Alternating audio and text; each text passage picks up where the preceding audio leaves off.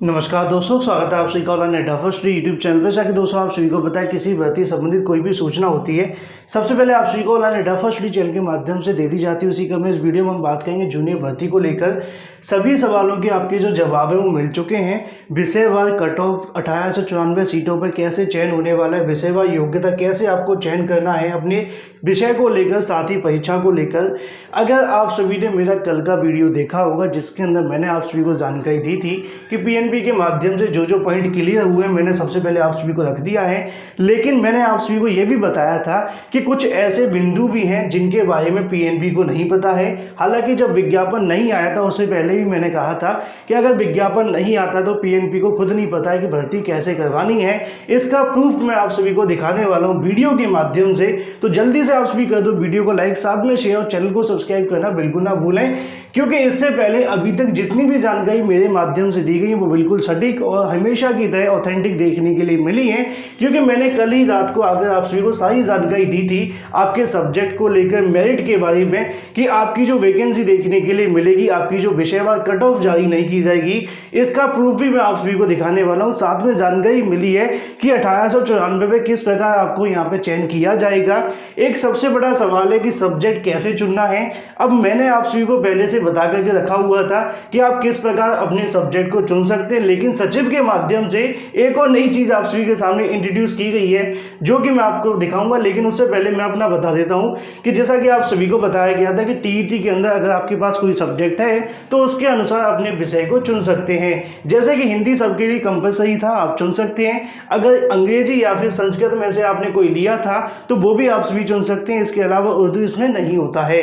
लेकिन ऐसे में जैसा कि आप सभी को देखने के लिए मिल रहा था कि मेरिट अगर एक सब्जेक्ट एक साथ बनती है, सब्जेक्ट वाइज नहीं बनती है, तो इससे कहीं ना कहीं काफी छात्रों को नुकसान हो सकता है। मान लीजिए कि हिंदी वाले छात्र ज्यादा नंबर लाते हैं और गणित वाले छात्र कम लाते हैं तो उनका चयन नहीं होगा।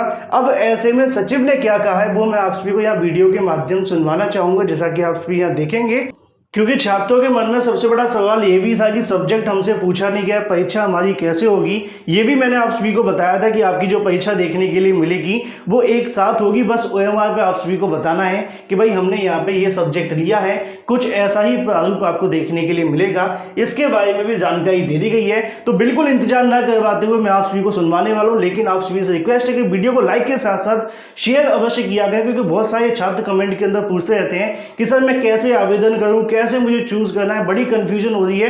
तो इसलिए आप सभी ज्यादा से ज्यादा अभ्यर्थी तक शेयर करना बिल्कुल ना भूला करें। तो सचिव के साथ में क्या क्या वार्ता हुई है वो आप सभी यहाँ पे सुनिए। हालांकि कल भी मैंने आप सभी को सबसे पहले आकर के बताई, लेकिन ऐसे में कुछ छात्रों की मुलाकात भी हुई है जो कि सचिव के साथ में देखने के लिए मिली है। आप सभी यहाँ पर सुन सकते हैं। तो जानते हैं कि जूनियर कैडेट की भर्ती में विषय को चुनने के लिए लगातार साथियों में असमंजस की स्थिति है, कौन सा विषय चुने।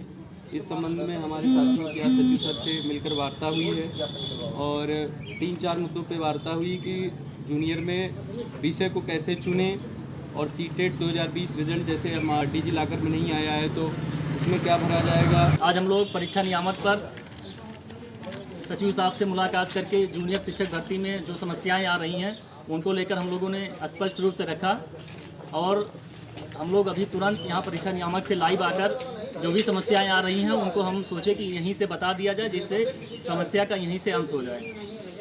जैसा कि सबसे पहले जो सबसे ज़्यादा महत्वपूर्ण बात यह है कि विषय को लेकर अभ्यर्थियों में सबसे ज़्यादा टेंशन इसी बात को लेकर है कि हम किस विषय का चयन करें। साइंस वर्ग का विद्यार्थी सोच रहा है कि हम किस विषय का चयन करें, कॉमर्स का किस विषय का चयन करें, बीसीए वाला अलग सोच रहा है, बीटेक वाला अलग सोच रहा है। तो ऐसे में सचिव साहब ने स्पष्ट कर दिया है कि देखिए यह विषय की भर्ती नहीं है और ना ही हम अलग अलग विषय का कट ऑफ निकालेंगे। हम एक सम्मिलित रूप से कंबाइन रिजल्ट घोषित करेंगे। तो ऐसे में आप स्वतंत्र हैं, आप कोई भी विषय ले सकते हैं। साइंस वर्ग का हिंदी ले सकता है, कॉमर्स वर्ग का हिंदी ले सकता है, या अपना मतलब जो भी ले सकता है, कोई दिक्कत नहीं। इसमें कोई बाउंडेशन नहीं है। आप विषय को लेकर स्वतंत्र रहिए, विषय कोई भी चुन सकते हैं और विषयवार कट ऑफ नहीं आने वाली है। दूसरी बात, सचिव साहब से हमने कहा कि मान लीजिए सर अगर कोई साइंस वर्ग का विद्यार्थी हिंदी विषय लेकर सुपर टेट में टॉप कर गया या सुपर टेट में क्वालिफाई कर गया तो उसका क्या होगा, तो ऐसे में सचिव साहब ने कहा है कि जो भी विस्तृत जानकारी हमको नहीं पता है, ये और अधिक जानकारी अगर आप सोच रहे हैं कि भविष्य में अगर कोई तो ऐसे में आप लोग बेसिक से संपर्क कर सकते हैं। तो कुल मिला के यही है कि सचिव साहब का जिम्मेदारी है कि हम वो बोले हैं कि हमारी जिम्मेदारी है कि हम यहाँ से परीक्षा कराएंगे, हमें जो गाइडलाइंस मिली हम गाइडलाइंस का पालन कर रहे हैं। तो विषय को लेकर जो भी भ्रांतियां हैं, जो भी समस्याएं हैं, एकदम क्लियर है। आप किसी भी विषय को लेकर अपनी परीक्षा की तैयारी करिए, वहाँ परीक्षा दे सकते हैं। जो उमार सीट मिलेगा, उमार सीट में बाकायदा खंड वाइज ABC करके उसमें सब्जेक्ट का गणित विज्ञान, सामाजिक विषय या भाषा में हिंदी, संस्कृत, उर्दू तीनों का कॉलम बना रहेगा। बाकायदा एक पेपर मिलेगा, पेपर मोटा सा रहेगा। तो कुल मिला के यही है कि विषय आप कुछ भी लीजिए, आप स्वतंत्र हैं। फिर सीटेट जूनियर उत्तीर्ण को लेकर बहुत से साथी जूनियर जो टेट होता है या सीटेट होता है नहीं उत्तीर्ण किए थे, तो अभी 26 फरवरी को सीटेट 2021 उत्तीर्ण किया है। तो ऐसे में परीक्षा भरते समय यह एक कॉलम आ रहा है कि आप मार्कशीट नंबर डालिए। तो मार्कशीट नंबर में जब तक हमें डिजी लॉकर पे हमारी मार्कशीट नहीं जारी होगी तब तक हम मार्कशीट नंबर डाल नहीं सकते। तो ऐसे में सचिव साहब ने कहा है कि आप NA का कॉलम NA करके लिख सकते हैं। तो जैसा कि आप सभी ने यहाँ पे छात्रों के माध्यम से सुना, उनका यहाँ पे कहना है कि जो आपकी मेरिट बनने वाली है वो कहीं ना कहीं आपकी सब्जेक्ट वाइज नहीं बनेगी। 1894 पदों पर एक साथ जो परिणाम है वो घोषित किया जाएगा, उसके अनुसार ही यहाँ से छात्रों को ले लिया जाएगा। अब ऐसे में जानकारी ये भी थी कि विषय को लेकर विवाद था कि हम कौन सा विषय चुने, उसके बारे में यहाँ से अभी तक जैसा कि बताया गया है कि आप सभी कोई भी विषय चुन सकते हैं, क्योंकि ये जो भर्ती है वो सब्जेक्ट वाइज नहीं है। मतलब आपकी जो वैकेंसी होने वाली है वो विषयवार देखने के लिए नहीं मिली है। तो योग्यता को लेकर जो सबसे बड़ा सवाल था वो क्लियर हो जाता है। अगर आप इस भर्ती में आवेदन करना चाहते हैं तो आपके पास में सिर्फ UPTET होना चाहिए। BEd BTC 50% के बारे में BTC के लिए नहीं, BEd के लिए है। साथ में आपको बताया इसके अलावा प्रधानाचार्य के लिए 5 वर्ष का अनुभव आपके पास हो। बस इसके साथ में इस भर्ती में आप आवेदन कर दें, और जो भी विषय आप सभी के पास में जिसमें आपको लगता है कि भाई साइंस और मैथ में हम जाएंगे तो बेहतर रहेंगे या फिर हिंदी में जाकर हम कुछ कर सकते हैं, तो वो भी आप सभी को यहाँ देखने के लिए मिल रहा है कि सचिव ने जो बताया वो आपके सामने है। हालांकि अभी जैसा कि आपको बताया कि कोई ऐसी विस्तृत गाइडलाइन जारी नहीं की सचिव ने, अगर कर देते तो छात्रों को इतना रायता फैलता ही नहीं, वो पहले से यहाँ पे क्लियर हो जाते और अपनी प्रिपरेशन को शुरू कर देते। इसके अलावा परीक्षा के बारे में बता दिया गया है, जो कि मैंने आपको पहले से बता करके रखा था।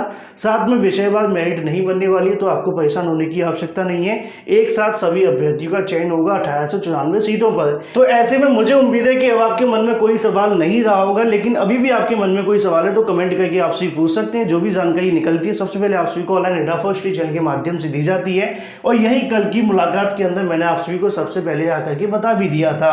साथ में यहाँ पे अगर हम बात करें एक और पॉइंट को लेकर 50% वाले छात्र पूछते हुए दिखाई देते हैं। जैसा कि आप सभी को पता है कि जो भी जानकारी मैं आप सभी को सबसे पहले प्रोवाइड करा रहा हूँ, लेकिन ऐसे में 50% को लेकर PNP के माध्यम से हाथ खड़े कर दिएगा। उनका कहना है कि यहाँ से शासन की जो मंजूरी मिली थी, मतलब जो गाइडलाइन जारी हुई है उसके अनुसार भर्ती हो रही है। बाकी अगर कोई संशोधन होगा या कोई बदलाव होगा तो वो आप सभी को बताया जा सकता है। मतलब ये है कि सरकार के माध्यम जब तक राहत नहीं मिल जाती तब तक 50% वाले छात्रों को बस इंतजार ही करना पड़ेगा। इसके अलावा छात्र कहीं कि इसको लेकर आगे भी जा रहे हैं। जो भी अपडेट निकलेगी उसके बारे में भी आप सभी को ऑनलाइन अड्डा फर्स्ट चैनल के माध्यम से बता दिया जाएगा। तो ऐसे में जूनियर शिक्षक भर्ती को लेकर बहुत सारे छात्रों के मन में सवाल हैं, लेकिन जवाब जो आप सभी के सामने आ रहे हैं वो आप सभी ऑनलाइन अड्डा फर्स्ट चैनल के माध्यम से देख सकते हैं। तो वीडियो को लाइक और शेयर करना बिल्कुल ना भूलें, साथ में चैनल को सब्सक्राइब कर लें और बेल आइकन को अवश्य दबा लें। फिलहाल इस वीडियो के माध्यम से इतना ही। Thank you for watching this video.